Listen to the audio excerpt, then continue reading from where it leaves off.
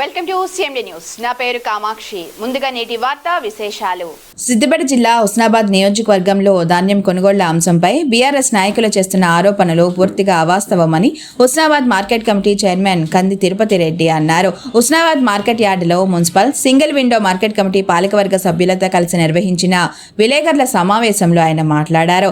రైతులకు ఎలాంటి ఇబ్బందులు కలగకుండా రాష్ట్ర ప్రభుత్వం ధాన్యం కొనుగోలును సమర్థవంతంగా నిర్వహిస్తుందని తెలిపారు. కేవలం రాజకీయ లబ్ధి కోసం బీఆర్ఎస్ నాయకులు ప్రజలను తప్పుదోవ పట్టించే ప్రయత్నం చేస్తున్నారని విమర్శించారు. హుస్నాబాద్ నియోజకవర్గాన్ని అన్ని రంగాల్లో అగ్రగామిగా తీర్చిదిద్దేందుకు మంత్రి పొన్నం ప్రభాకర్ కృషి చేస్తున్నారని పేర్కొన్నారు.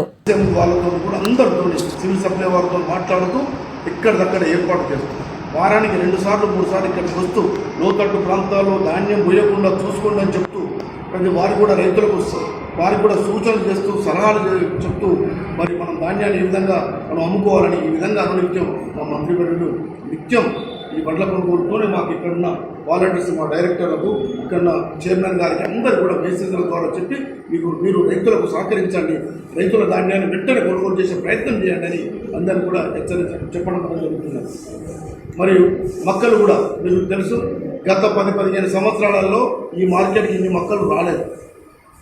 అంటే 10,000 క్వింటాల్లో మ్యాక్సిమం 15,000 క్వింటాలు దాటలేదు.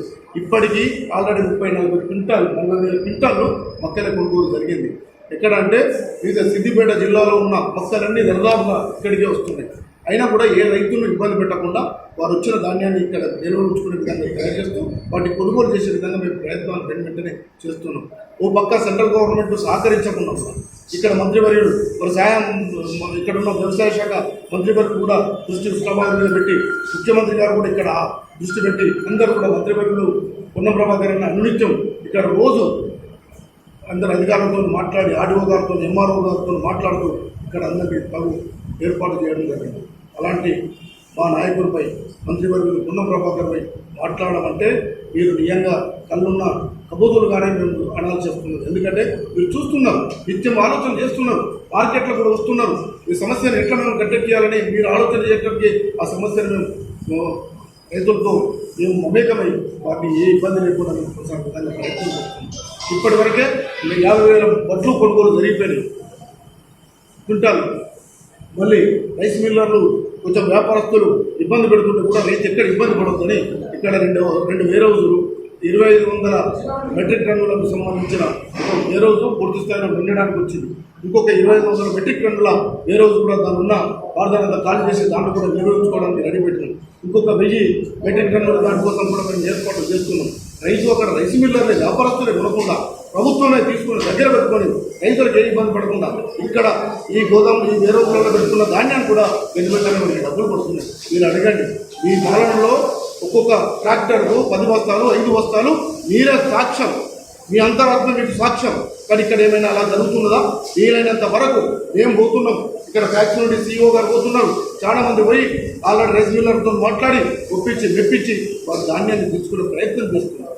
అలా కానీ ఎడల వారు కూడా మాకు మిల్లర్లలో బాగా ఇబ్బంది ఉన్నదంటే ఇక్కడ సొంతంగా మేము వేరే రోజులు ఏర్పాటు చేసుకొని వేరే రోజులలో ఆల్రెడీ ధాన్యాన్ని తెచ్చుకోవడం జరుగుతుంది. అందుకు కలెక్టర్ గారు కూడా మేము ఈ సందర్భంగా కలెక్టర్ గారు కూడా మేము ధన్యవాదాలు చెప్తున్నాం. ఎందుకంటే మంత్రి గారి సూచనలు పాటిస్తూ వెంటనే ఇక్కడ రైతులను ఆదుకోవాలని ప్రతి 2 రోజులకు ఒకసారి 3 రోజులకు ఒకసారి వచ్చి ఇక్కడ తగు సూచనలు చేస్తున్నారు సార్. అది చేసి రైతులను ఆదుకుంటున్నారు. ఆర్డీఓ గారు, ఇక్కడ ఎంఆర్ఓ గారు, ఆర్ఐ గారు అందరూ కూడా అధికారులను మేము ఎక్కడక్కడ చేసుకుంటూ ఇక్కడ దళారు వ్యవస్థను దూరం చేస్తున్నాం. మీకు వచ్చే కోపం ఏదో మాకు ఒక్కసారి చెప్పాలి. మీరు దళారు వ్యవస్థను దూరం చేస్తే దళారుల నుండి మేము రైతులను కాపాడితే మీకు కోపం వస్తుందా? లేకపోతే నిజంగా రైతుల పక్షాన మేము ఉండి రైతులకు న్యాయం చేస్తే మీకు ఇబ్బంది అనిపిస్తుందా? మాకు అర్థం పెట్టలేదు. మీకు ఎందుకు ఈ విధంగా ఇబ్బందులు? ఒక రకంగా మీరు చూడండి, హుస్నాబాద్ పట్టణ సుందరీకరణ ఒక 6 నెలలు కనుక హుస్నాబాద్లో లేని వ్యక్తిని తీసుకొస్తే ఇది మా హుస్నాబాదే అని అతను మైమర్చే విధంగా ఉన్నది. అతని మీద నమ్మకం లేకుండా అంత సుందరీకరణ జరుగుతున్నది. అయినా మీరు అభివృద్ధి అంటే ఏంటిది? గంట సేపు అయితే సిద్దిపేట రావచ్చు అంటున్నారు. సిద్దిపేటకు 2-3 రోజులకు వస్తారు అధికారులతో సమీక్ష. అందరికీ తెలుసు, పత్రికలలో కూడా వస్తున్నాయి, ఫోటోలు కూడా వస్తున్నాయి. అయినా మీరు మాజీ శాసనసభ్యులుగా, మీరు విద్యులుగా మీరు కూడా ఈ ఆలోచన లేకుండా మీరు కూడా ప్రతిసారి వచ్చినప్పుడల్లా మంత్రి గారిని అంటే ఇది కరెక్ట్ అయింది కాదు మీరు చూస్తూ ఉంటారు. ఎందుకంటే మంత్రి గారు శాయశక్తుల రోజుకు మ్యాక్సిమం ఒక 18 నుండి 20 గంటలు దాదాపుగా మీరు ఎక్కడ చూడండి, ఈ గంటలోపు ఇక్కడే ఉంటున్నాడు. హైదరాబాద్ అన్ని ఈ ప్రాంతంలో 7 మండలాలు ఎక్కడికక్కడ సమీక్ష సమావేశం జరుపుతున్నాడు. మాకు కూడా మెసేజ్ ఏంటంటేనే ఈ రోజుకు ఆ రోజు మెసేజ్ పెట్టి ఆల్రెడీ ధాన్యం కొనుగోలులో ఎలాంటి ఇబ్బంది జరగదు అని మాకు ఏ రోజుకు ఆ రోజు పొద్దున్నే మాకు ఎర్లీ మార్నింగ్ మాకు ఏం చేయాలి ఏంటంటే మాకు ఆల్రెడీ మానిటరింగ్ చేసి మాకు చెప్పడం కూడా జరుగుతుంది, సూచనలు చేయడం కూడా జరుగుతుంది. వడ్లు ఎక్కడ కొనుగోలు కానీ మొక్కల కొనుగోలు కానీ ఇబ్బంది జరగద్దని మమ్మల్ని ఆల్రెడీ చేయడం జరిగింది. ఇక్కడ నన్నే కాదు, ఇక్కడ చైర్మన్ గారిని, ఇక్కడ అందరినీ, మా వెంకటరమణ గారిని, ఇక్కడ డైరెక్టర్ను, ఇక్కడ మా కౌన్సిలర్లను, మా డైరెక్టర్ని అందరూ కూడా సూచనలు చేస్తూ మీరు ఇక్కడికి వెళ్ళండి, ఇది చేయండి, ఈ అధికారులతో మాట్లాడండి, వెంటనే కొనుగోలు జరిగేటట్టు చూడండి అని చెప్తున్నాను. ఇక్కడ లోతట్టు ప్రాంతం ఏదైతే ఉన్నదో అక్కడ వర్షం వస్తే ధాన్యం నానిపోతే రైతులు ఇబ్బంది పడుతున్నాయి. అక్కడ మమ్మల్ని ఆల్రెడీ మార్పు చేయమన్నారు, ఫ్లెక్సీలు కట్టమని స్వయంగా మంత్రి గారు పోయి గతంలో వడ్లు నాని ఇబ్బంది పడరు కాబట్టి ఆ ప్రాంతాన్ని కొంచెం మీరు ఏ విధంగా అంటే ధాన్యం వేయకుండా చూడండి అని కూడా మంత్రి గారు ఈ విధంగా అవగాహన చెప్తున్నారు. అది మీరు చూస్తున్నారు కదా, చూస్తూ రోజు అనునిత్యం మీకు అన్నీ తెలుసు, అయినా ఏదో అనాలనంటే అది కరెక్ట్ కాదు.